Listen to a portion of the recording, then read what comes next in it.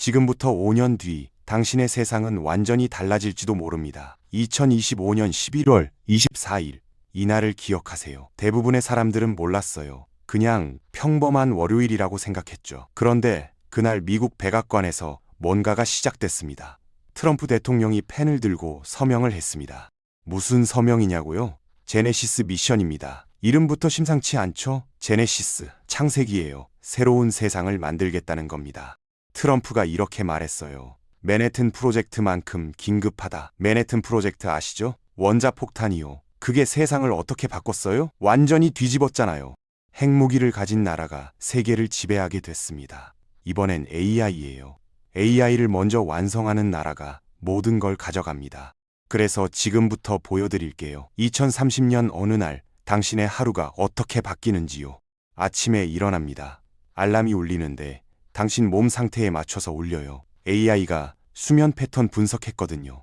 화장실 가서 거울 보는 순간 충격받습니다. 오늘 혈압 높네요. 커피 한 잔만 드세요. 거울이 말을 해요. 당신 얼굴색 보고 건강 상태 파악한 겁니다. 병원도 안 갔는데 진단이 끝났어요. 냉장고가 알아서 장을 봅니다. 계란 떨어졌네. 주문할게요. 5분 뒤 드론이 날아옵니다. 출근하는데 차가 알아서 운전해요. 당신은 뒷자리에서 회의 자료 봅니다. 그것도 AI가 만든 거예요. 당신이 한 일은 없습니다. 내일 회의 자료 만들어줘. 이 한마디였어요. 회사 도착했는데 사람이 없어요. 다 재택근무 중입니다. 왜요? 굳이 사무실 올 필요가 없거든요. 점심은 로봇이 만들어줘요. 근데 맛있어요. 미슐랭 셰프보다 나아요. AI가 수백만 개 레시피를 학습했거든요. 오후에 배가 아픕니다. 스마트워치가 진동해요. 지금 병원 가세요. 응급실 예약했어요. AI가 당신 심박수 보고 위험 감지한 겁니다. 병원 가니까 의사가 기다리고 있어요. 맹장염이네요. 30분이면 수술 끝납니다. 로봇이 수술합니다. 사람보다 100배 정확해요. 30분 만에 끝나고 그날 퇴원이에요. 집에 오니까 문이 알아서 열립니다. 힘들었죠? 따뜻한 물 받아놨어요. AI 비서가 당신이 병원 다녀온 걸 압니다. 의료 기록이 다 연동돼 있거든요. 밤에 아이한테 동화책 읽어주는데 매번 내용이 달라요. AI가 실시간으로 새 이야기를 만들어내거든요. 오늘은 공룡 나오는 거 해줘 하면 즉석에서 창작합니다. 믿어지세요? 안 믿기죠? 당연합니다. 너무 황당하니까요. 그런데 이게 현실이 될 수 있습니다. 5년 뒤에요. 어쩌면 더 빨리 올 수도 있고요. 트럼프가 엄청나게 밀어붙이고 있거든요. 지금 이 순간에도 미국에서는 놀라운 일들이 벌어지고 있습니다. 2025년 12월 24일 미국 트럼프 대통령이 역사적인 문서에 서명했습니다.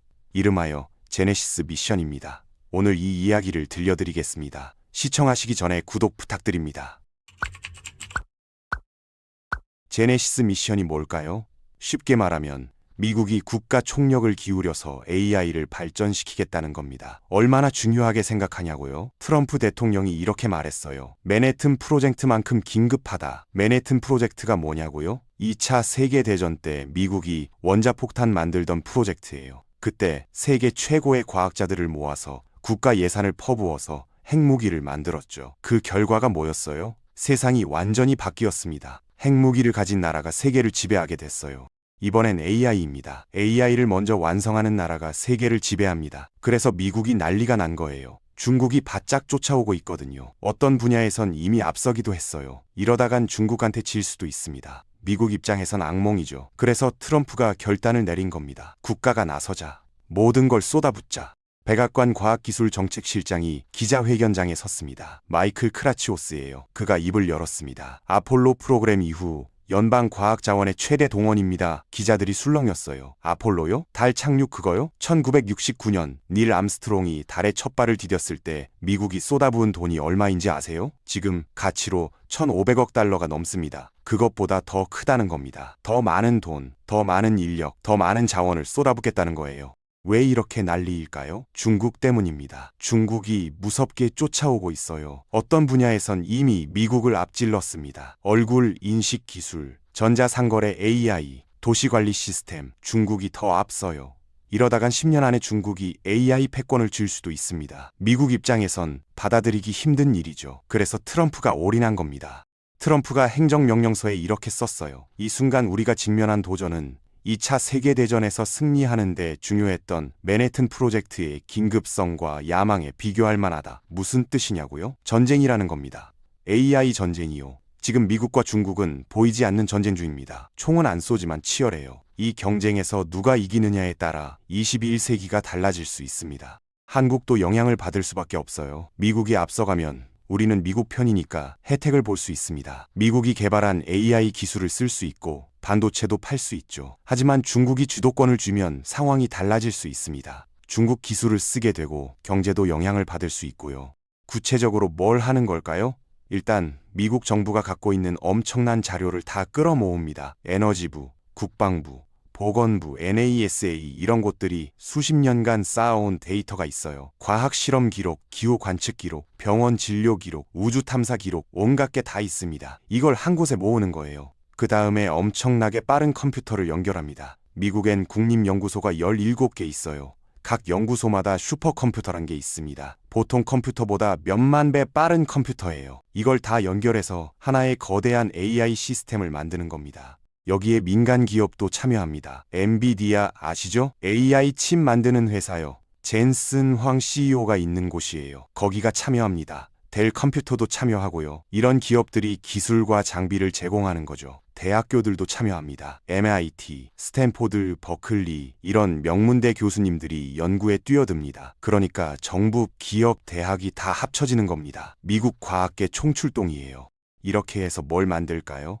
스스로 일하는 AI를 만듭니다. 지금 우리가 쓰는 챗GPT는 물어보면 대답해줍니다. 그런데 앞으로 만들 AI는 알아서 일을 합니다. 예를 들어 볼게요. 암 치료제를 개발한다고 쳐요. 예전엔 과학자들이 실험실에서 수천 번 실험했어요. 이 물질 섞어보고 저 물질 섞어보고 결과 보고 또 실험하고 그랬죠. 몇 년씩 걸렸습니다. 그런데 새로운 AI는 어떻게 할까요? 컴퓨터 안에서 가짜로 실험을 돌립니다. 진짜가 아니라 시뮬레이션이에요. 수백만 번 실험을 하는 거예요. 그것도 며칠 만에요. 그러면 뭐가 효과 있는지 금방 알아냅니다. 백악관 발표문에 이런 말이 있어요. 단백질부터 에너지까지 모든 분야를 예측하는 모델을 만들겠다. 무슨 말이냐고요? 단백질은 우리 몸을 만드는 재료예요. 이게 어떤 모양인지 알면 신약을 빨리 만들 수 있습니다. 암 치료제도 만들고 치매 치료제도 만들고요. 에너지는 뭐냐고요? 미래의 전기를 만드는 방법이에요. 태양처럼 에너지를 만들어내는 거죠. 성공하면 전기를 무한정 만들 수 있어요. 그런데 이게 어려워요. 조건이 까다롭거든요. AI가 이걸 계산해서 최고의 방법을 찾아주는 거예요. 실제로 어떤 분야에 쓰일까요? 질병 치료가 1순위입니다. 암, 치매, 당뇨 이런 난치병들을 AI가 공략합니다. 크라치오스 실장이 말했어요. 수년 걸렸던 연구를 며칠, 심지어 몇 시간 단위로 단축할 수 있을 것입니다. 상상해보세요. 암 진단받으면 지금은 몇 달간 항암 치료 받잖아요. 고통스럽고 비싸고 힘들죠. 그런데 앞으로는 AI가 당신한테 딱 맞는 치료법을 찾아줍니다. 맞춤형 치료제를 만들어줘요. 치료 기간도 확 줄어들고요. 에너지 분야도 있습니다. 크리스 라이트 에너지부 장관이 이렇게 말했어요. 전기요금 상승을 되돌리는 게 궁극적 목표 중 하나입니다. 요즘 전기요금 비싸죠? AI 데이터 센터가 전기를 엄청 많이 쓰거든요. 그래서 전기요금이 올랐어요. 그런데 역설적으로 AI를 잘 쓰면 전기를 더 효율적으로 만들 수 있습니다. 전력망을 최적화하는 거죠. 언제가 많이 전기가 필요하고 언제 덜 필요한지 AI가 예측해서 전력 생산을 조절하면 낭비가 줄어듭니다. 그럼 전기요금이 내려가요.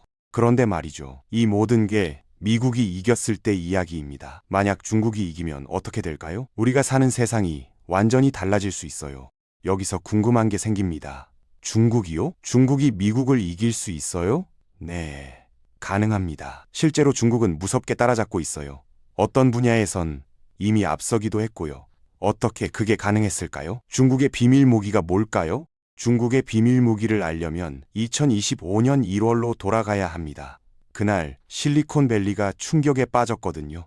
중국의 딥시크라는 회사가 AI 모델을 공개했습니다. 개발 비용이 80억 원이었어요. 미국 오픈 AI가 챗GPT 만드는 데 쓴 돈은 수천억 원입니다. 중국은 그 100분의 1도 안 되는 돈으로 비슷한 성능을 만들어냈어요. 중국 과학원이 테스트를 했어요. 물리학 경시대회 문제를 풀게 했죠. 결과는 놀라웠습니다. 딥시크가 챗GPT를 제쳤어요. 1등을 한 거예요. 미국 기업들이 패닉에 빠졌습니다. 어떻게 이게 가능하지? 베이징 시민이 말했어요. 우리도 이런 기술을 가졌다는 게 자랑스러워요. 중국이 들썩였습니다. 하지만 이건 시작에 불과했어요. 알리바바가 나섰습니다. 우리는 딥시크보다 더 좋은 걸 만들었다. 틱톡 모기업 바이트댄스도 나왔어요. 우리 AI가 챗GPT보다 명령을 더 잘 이해한다. 중국 기업들이 줄줄이 AI 모델을 발표하기 시작했습니다. 그것도 다 무료로요. 무료로 푸는 데는 이유가 있습니다. 오픈소스라는 전략이에요. 코드를 공개해서 전 세계 개발자들이 쓸 수 있게 하는 거죠. 그럼 사람들이 알아서 개선해 줍니다. 중국 기업은 돈 안 쓰고 기술이 발전하는 거예요. 게다가 미국의 규제를 피할 수 있어요. 미국이 중국한테 AI 칩 팔지 마 이렇게 막아도 오픈소스로 풀면 어떻게 못 막습니다. 중국이 이렇게 빨리 따라잡은 데는 비밀 무기가 있습니다. 첫 번째는 데이터예요. 중국 인구가 14억 명이잖아요. 위챗이라는 메신저 쓰죠? 타오바오라는 쇼핑몰도 쓰고요. 이 사람들이 매일 남기는 기록이 어마어마합니다. 뭘 검색하고 뭘 사고 누구랑 대화하고 이런 게 다 데이터가 돼요. AI를 학습시키는 재료죠. 미국은 개인정보 보호 때문에 이런 데이터 함부로 못 씁니다. 중국은 규제가 약해서 거의 공짜로 쓰는 거죠. 두 번째는 인건비입니다. AI를 학습시키려면 사람이 일일이 데이터에 이름표를 붙여야 해요. 자동차 사진 보고 이거 자동차야. 고양이 사진 보고 이거 고양이야. 이렇게요. 엄청난 노가다예요. 미국에서 이 일 시키면 시급이 비싸요. 중국은 인건비가 10분의 1입니다. 같은 돈으로 10배 많은 작업을 할 수 있어요.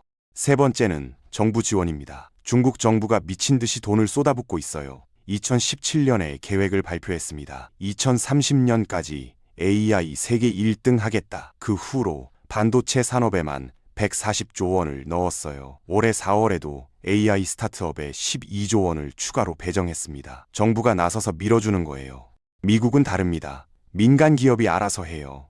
구글, 마이크로소프트, 애플 이런 회사들이 자기 돈으로 투자하죠. 정부는 기초 연구만 지원해요. 자유로운 경쟁 체제예요. 각자 장단점이 있습니다. 정부가 목표 정하고 돈 쏟아부으면 금방 결과가 나와요. 하지만 창의성이 떨어질 수 있어요. 위에서 시키는 대로만 하니까요. 미국식은 느립니다. 여러 회사가 경쟁하니까 시간이 걸려요. 대신 기발한 아이디어가 나옵니다. 자유롭게 생각하니까요. 스탠퍼드 대학에서 조사를 했습니다. 2024년 기준으로 주목할 만한 AI 모델을 몇 개나 만들었는지 센 거예요. 미국이 40개였습니다. 중국은 15개였고요. 프랑스가 3개, 한국은 겨우 1개였어요. 숫자로 보면 미국이 압도적이죠. 하지만 성능 차이는 급격히 줄어들고 있습니다. 2023년엔 미국 AI가 중국 AI보다 10% 이상 성능이 좋았어요. 2024년엔 그 차이가 2%도 안 됩니다. 거의 따라잡은 거예요. 어떤 분야에선 중국이 앞서기도 해요. 얼굴 인식 기술은 중국이 세계 최고예요. 음성 인식도 중국이 잘합니다. 투자 금액을 보면 미국이 여전히 압도적입니다. 2024년 AI에 투자한 돈을 비교해보면 미국이 중국보다 11배 많아요. 문제는 중국이 적은 돈으로 더 많은 걸 해내고 있다는 겁니다. 효율이 높은 거죠. 인재를 보면 중국이 매년 배출하는 AI 관련 졸업생이 미국보다 4배 많습니다. 과학, 기술, 공학, 수학 전공자들이 쏟아져 나와요. 미국은 인재를 외국에서 많이 데려옵니다. 한국, 인도, 중국 학생들이 미국 대학 가서 공부하고 취업하는 거죠. 그런데 요즘 트럼프가 이민을 까다롭게 만들고 있어요. 인재가 안 올 수도 있습니다. 중국엔 약점도 있습니다. 가장 큰 문제는 반도체예요. AI를 만들려면 고성능 칩이 필요한데 미국이 수출을 막고 있어요. 중국한테 팔지 마. 이렇게 압박하는 거죠. 그래서 중국은 자체 개발에 나섰습니다. 화웨이라는 회사가 칩을 만들고 있어요. 아직은 미국 칩보다 성능이 떨어지지만 점점 나아지고 있습니다.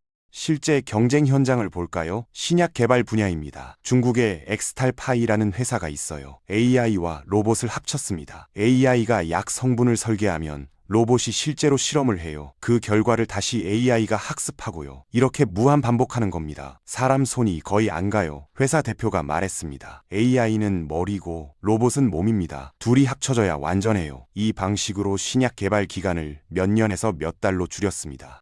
미국도 지지 않습니다. 사카나 AI라는 회사가 AI 과학자를 만들고 있어요. 실험을 설계하고 가설을 세우고 검증까지 다 AI가 합니다. 사람 과학자는 결과만 확인하면 돼요. 신약, 박테리아 연구, 온갖 데 쓰이고 있습니다. 로봇 분야도 치열합니다. 중국 유니트리라는 회사의 휴머노이드 로봇이 베이징 경주에서 1등을 했어요.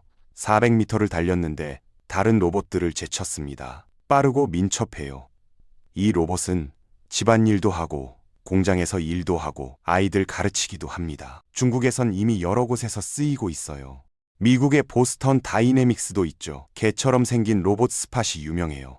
공사장, 군대, 경찰서에서 씁니다. 사람이 못 가는 위험한 곳에 대신 가는 거죠. 두 나라가 로봇으로도 경쟁하고 있습니다. 지금까지의 점수를 보면 아직은 미국이 앞서고 있습니다. 전체적인 기술력은 미국이 위에요. 하지만 격차가 빠르게 좁혀지고 있어요. 5년 전만 해도 미국이 압도적이었는데 지금은 아슬아슬합니다. 이 속도라면 5년 뒤엔 중국이 앞설 수도 있어요. 미국은 이걸 막으려고 필사적입니다. 제네시스 미션이 그래서 나온 거예요. 국가 총력전으로 가는 거죠. 중국도 물러서지 않습니다. 정부가 더 많은 돈을 쏟아붓고 있어요. 두 나라의 전쟁이 본격화되고 있습니다. 이 전쟁의 결과가 우리 일상을 바꿉니다. 병원, 학교, 직장 모든 게 달라져요. 당신의 삶에 직접 닿아 있는 변화입니다.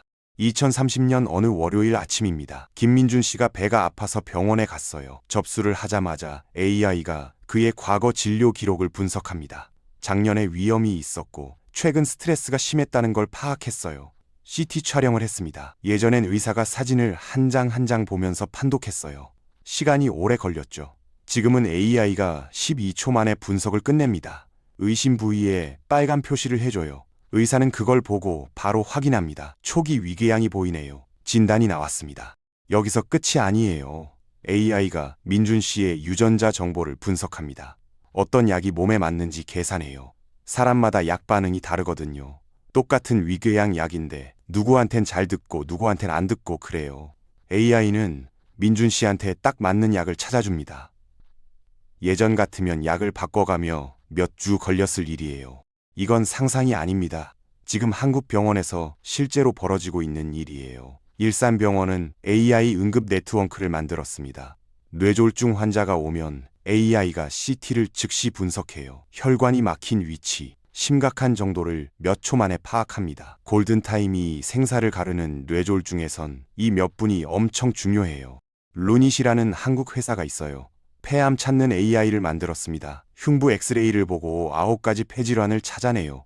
의사보다 더 정확할 때도 있습니다. 지금 210개 병원이 쓰고 있어요. JELK라는 회사는 뇌경색 환자의 예후를 예측하는 AI를 만들었습니다. 세계 석학들과 대결을 했어요. AI 정확도가 72%, 석학들은 50%였습니다. AI가 이긴 거죠. 이게 우리 삶을 어떻게 바꿀까요? 첫째, 오진이 줄어듭니다. 사람은 피곤하면 실수해요. 밤샘 당직 후엔 집중력이 떨어지죠. AI는 지치지 않습니다. 24시간 똑같은 정확도로 일해요. 둘째, 진단이 빨라집니다. 예전엔 검사 결과 나올 때까지 며칠 기다렸어요. 이제 몇 분이면 됩니다. 셋째, 치료가 정확해집니다. 개인만 치료가 가능해져요. 그런데 문제도 있습니다. AI가 틀리면요? 지금 법으로는 AI는 보조 도구예요. 최종 판단은 의사가 합니다. 책임도 의사한테 있고요. 또 비용이 걱정됩니다. AI 시스템 도입 비용이 만만치 않아요. 작은 병원은 힘들 수 있어요. 하지만 장기적으론 의료비가 줄어들 겁니다. 진단이 빨라지고 정확해지면 불필요한 검사가 줄어들거든요.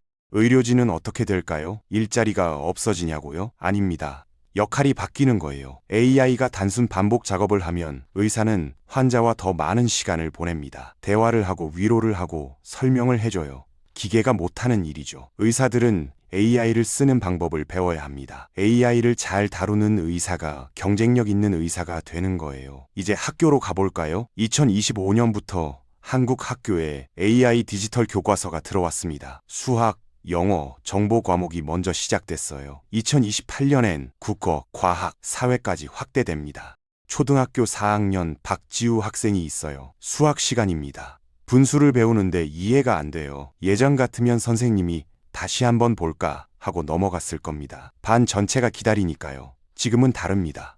AI 교과서가 지우를 지켜보고 있어요. 분수 개념을 어려워하네. AI가 파악했습니다. 지우한테만 보이는 화면에 피자 그림이 나타났어요. 피자를 4조각으로 자르면 한 조각은 4분의 1이야. 지우가 이해할 때까지 다양한 방법으로 설명해 줍니다. 옆자리 친구 수진이는 분수를 벌써 이해했어요. 수진이한테는 더 어려운 문제가 나옵니다. 분수 곱셈을 해볼까? 같은 교실, 같은 시간인데 각자 다른 걸 배우는 거예요. 선생님은 뭐 해요? 교실을 돌아다니며 아이들을 도와줍니다. 누가 힘들어하는지, 누가 도움이 필요한지 봐요. AI가 못하는 일이죠. 중학교 2학년 이서준 군은 영어가 약해요. 특히 발음이요. AI 교과서가 서준이 발음을 듣고 분석합니다. 알 발음이 좀 부정확해. 서준이만 들을 수 있게 피드백을 줘요. 창피하지 않게요. 그리고 알 발음 연습 문제를 더 많이 줍니다. 서준이는 자기 속도로 배워요. 고등학교 1학년 최민지 양은 진로 고민 중입니다. AI가 민지의 학습 패턴을 분석했어요. 문제 해결 능력이 뛰어나고 논리적 사고를 잘한다는 걸 알아냈습니다. 소프트웨어 개발이나 데이터 분석 쪽은 어때? AI가 추천해줘요. 민지가 관심 있어 하자 관련 정보를 보여줍니다. 어떤 대학, 어떤 학과, 어떤 직업이 있는지요. 이렇게 바뀌면 뭐가 좋을까요? 첫째, 학습 격차가 줄어듭니다. 공부 못하는 애들이 뒤처지잖아요. 이해 못해도 수업은 진도 나가니까요. AI는 이해할 때까지 기다려줍니다. 둘째, 학원비가 줄어들 수 있어요. 맞춤 교육을 학교에서 받으니까요. 셋째, 아이들이 자기 속도로 배웁니다. 스트레스가 줄어들어요. 하지만 걱정도 있습니다. 아이들이 스크린만 보면 시력이 나빠지지 않을까요? 친구들과 대화가 줄어들지 않을까요? 이게 교육부가 고민하는 부분이에요. 그래서 2026년 이후 계획을 조정했습니다. 너무 빨리 확대하지 않기로요. 천천히 보면서 문제점을 고쳐가는 겁니다. 선생님들도 바뀌어야 합니다. AI를 어떻게 쓰는지 배워야 해요. 정부가 선생님 연수를 하고 있습니다. 처음엔 어렵겠죠. 하지만 익숙해지면 오히려 편할 수 있어요. AI가 숙제 채점, 성적 관리 같은 일을 해주니까요. 선생님은 아이들 한 명 한 명 더 신경 쓸 수 있습니다. 직장은 어떻게 될까요? AI가 일자리를 빼앗는다는 말 많이 들었죠. 반은 맞고 반은 틀립니다. 없어지는 일도 있고 새로 생기는 일도 있어요. 은행 창구 직원은 줄어들었습니다. ATM이 생기고 모바일 뱅킹이 생겼으니까요. 하지만 IT 개발자, 데이터 분석가는 엄청 늘었어요. 변화하는 거지 사라지는 게 아니에요. AI 시대에 중요한 건 창의력입니다.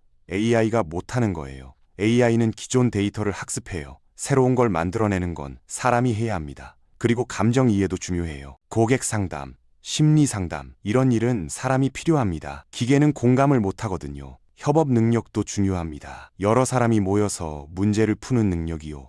우리는 어떻게 준비해야 할까요? 평생 학습이 답입니다. 한번 배운 기술로 평생 먹고 살 수 없어요. 계속 새로 배워야 합니다. AI 쓰는 법도 배워야 하고 데이터 다루는 법도 알아야 해요. 어렵지 않습니다. 기본만 알면 돼요. 스마트폰 쓰듯이 AI도 쓸 수 있어요. 그런데 말이죠. 이 모든 게 미국이 이겼을 때 이야기입니다. 만약 중국이 AI 전쟁에서 이기면 어떻게 될까요? 우리가 쓰는 기술, 우리가 배우는 내용, 우리 직장이 어떻게 바뀔까요? 10년 뒤 세상은 두 가지 모습 중 하나가 됩니다. 어느 쪽이 되느냐에 따라 당신의 삶이 완전히 달라져요. 2035년입니다. 두 개의 세상이 있습니다. 어느 쪽인지는 지금의 선택에 달려 있어요. 먼저 첫 번째 세상입니다. 미국이 이긴 세상이에요. 서울에 사는 이지훈 씨 하루를 봅시다. 아침 7시 AI 비서가 깨워줍니다. 오늘 회의 자료 준비됐고요. 출근길 교통 상황 좋습니다. 지훈 씨는 자율주행 택시를 타요. 차 안에서 이메일을 확인하고 회의 준비를 합니다. 운전할 필요가 없으니까요. 회사에 도착했습니다. 지훈 씨는 마케팅 팀장이에요. AI가 시장 분석 자료를 정리해뒀습니다. 경쟁사 동향, 소비자 반응, 예상 매출까지 다 나와 있어요. 지훈 씨는 이걸 보고 전략을 짭니다. 단순 작업은 AI가 하고 지훈 씨는 창의적인 결정을 하는 거죠. 퇴근 후 지훈 씨는 병원에 들렀습니다. 정기 검진 날이거든요. AI가 그의 건강 데이터를 분석했어요. 혈압이 조금 높네요. 운동을 늘리시는 게 좋겠어요. 의사가 설명해 줍니다. AI가 진단을 도왔지만 의사가 환자와 대화하고 치료 방향을 정해요. 좋은 점이 많습니다. 개인정보 보호가 철저해요. 내 데이터는 내가 관리합니다. 기술 선택권도 있어요. 여러 회사 제품 중에 고를 수 있거든요. 창의적인 일자리가 많이 생겼어요. AI 트레이너, 윤리 전문가 같은 거요. 한국은 미국, 일본과 협력합니다. 기술을 공유하고 함께 발전해요. 하지만 문제도 있습니다. 비용이 비싸요. 미국 기술은 첨단이지만 가격이 높아요. 작은 병원, 작은 회사는 도입이 힘들어요. 기술 격차가 생깁니다. 돈 있는 사람은 최고 서비스를 받고 없는 사람은 못 받아요. 보급이 느려요. 안전성 테스트를 많이 하니까요. 좋긴 한데 시간이 오래 걸립니다. 이제 두 번째 세상입니다. 중국이 이긴 세상이에요. 같은 2035년, 같은 서울입니다. 박민수 씨 하루를 봅시다. 아침에 일어나면 중국산 AI 스피커가 뉴스를 들려줍니다. 민수 씨는 출근길에 중국제 전기차를 탑니다. 자율주행인데 가격이 저렴해요. 미국제보다 절반 가격이에요. 회사에서 쓰는 AI 시스템도 중국산입니다. 빠르고 효율적이에요. 비용도 싸고요. 덕분에 작은 회사도 AI를 쓸 수 있어요. 민수 씨 회사는 중국 기업과 협력합니다. 한국이 만든 제품에 중국 AI를 넣어서 팔아요. 가격 경쟁력이 좋습니다. 병원도 중국산 AI를 씁니다. 진단이 빨라요. 비용도 저렴해서 의료비 부담이 줄었어요. 누구나 AI 의료 서비스를 받을 수 있게 됐습니다. 좋은 점이 있습니다. 보급이 빨라요. 중국 기술은 빠르고 저렴해요. 모든 사람이 혜택을 받습니다. 부자든 가난하든 AI 서비스를 쓸 수 있어요. 효율이 높아요. 시스템이 통합돼 있어서 편리합니다. 발전 속도도 빠릅니다. 중국이 계속 투자하니까요. 하지만 문제도 있습니다. 의존도가 높아졌어요. 중국 기술 없이는 안 되는 상황이에요. 선택권이 줄었습니다. 중국 시스템에 맞춰야 해요. 개인정보 문제도 있어요. 데이터가 중국 서버로 가거든요. 우리 기술 경쟁력이 떨어졌습니다. 중국 기술을 쓰기만 하니 혁신이 줄어들어요. 두 세상의 차이가 보이시죠? 첫 번째 세상은 비싸지만 자유롭습니다. 내가 선택할 수 있어요. 개인정보도 안전하고요. 하지만 모두가 혜택을 받진 못해요. 돈이 있어야 하거든요. 두 번째 세상은 싸고 빠릅니다. 모두가 혜택을 받아요. 하지만 자유가 줄어들어요. 의존하게 되고요. 어느 쪽이 나을까요? 정답은 없습니다. 사람마다 중요하게 생각하는 게 다르니까요. 어떤 사람은 자유와 선택을 중요하게 봐요. 어떤 사람은 효율과 평등을 중요하게 보고요. 하지만 한 가지는 확실합니다. 우리가 기술을 만들지 못하면 선택권이 없어져요. 미국 기술을 쓰든 중국 기술을 쓰든 남이 만든 걸 쓰는 거예요. 한국은 어떻게 해야 할까요? 우리만의 길을 가야 합니다. 미국 기술도 배우고 중국 기술도 배워요. 좋은 건 다 가져오는 거죠. 우리 실정에 맞게 만들고요. 그러려면 투자해야 합니다. AI 인재를 키우고 기술을 개발해야 해요.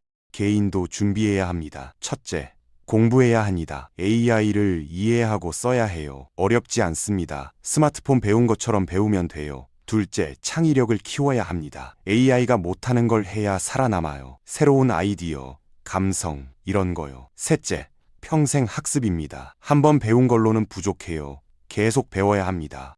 기업들도 준비해야 합니다. AI에 투자하고 직원을 교육시켜야 해요. 정부도 마찬가지예요. AI 인재를 키우고 규제를 정비해야 합니다. 학교도 바뀌어야 해요. 암기만 시키면 안 됩니다. 생각하는 법, 질문하는 법을 가르쳐야 해요. 10년 뒤 세상은 지금과 완전히 다를 겁니다. AI가 모든 걸 바꿔놓을 거예요. 두려워할 필요는 없어요. 준비하면 됩니다. 변화를 거부하면 뒤처지고 변화를 받아들이면 기회가 돼요. 중요한 건 우리가 주인이 되는 겁니다. 기술의 주인 말이에요. 남이 만든 기술을 쓰기만 하면 언제나 따라가기만 해요. 우리가 만들어야 합니다. 그래야 우리 방식으로 쓸 수 있어요. 한국은 할 수 있습니다. 반도체로 세계를 놀라게 했잖아요. AI도 할 수 있어요. 인재가 있고 기술이 있어요. 의지만 있으면 됩니다. 2025년 우리는 역사의 전환점에 서 있습니다. 트럼프의 제네시스 미션이 시작됐어요. 중국의 추격도 거세고요. 이 경쟁이 만드는 미래에서 한국은 어디에 설까요? 구경만 할 건가요? 아니면 게임에 참여할 건가요? AI 혁명은 선택이 아닙니다. 이미 시작됐어요. 다만 어떻게 대응하느냐는 우리가 정할 수 있어요. 현명하게 준비한 나라는 기회를 잡고 준비하지 않은 나라는 뒤처질 겁니다. 한국은 어느 쪽이 되고 싶으세요? 이 영상이 도움이 되셨다면 구독과 좋아요 부탁드립니다. 앞으로도 세상을 바꾸는 이야기를 전해드리겠습니다. 감사합니다.